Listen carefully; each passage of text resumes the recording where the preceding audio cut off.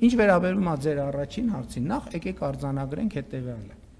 Եթե եկեք մենք կողմնորոշվենք, մենք ատելության խոսքը ուզում ենք համացանցում քրեորեն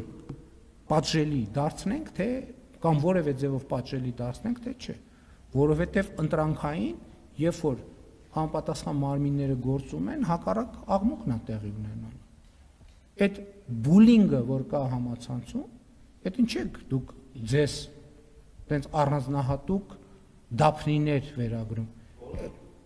Բոլորին չէ, բոլորիս։ Այդ ինչի, այդ ներողություն, այդ ինչի ոչ մի անգամ չեք նկատել իմ ընտանիքի անդամների, իմ մանկահասակ երեխաների, մեր թիմի անդամների նկատմամբ տեղի ունեցող բուլինգը։ Ինչի չեք նկատել, որովհետև ազնիվ չեք, որովհետև ոչ միայն ազնիվ չեք, այլև շատ կողմնակալ եւ կողմնապահ եք։ Ինչ վերաբերում է ձեր ասած ձեր սպառնալիքներին, որ դուք հերոսաբար կենթանի եք մնացել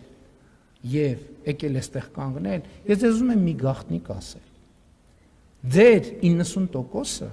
2026 թվականի խորհրդարանական ընտրություններում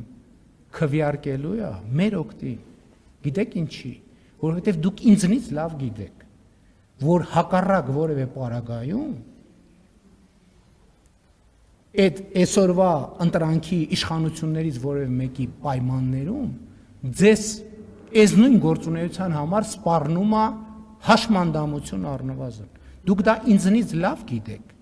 եւ ես ձեզ բոլորիդ վերաբերվում եմ որպես մեր ընտրողի։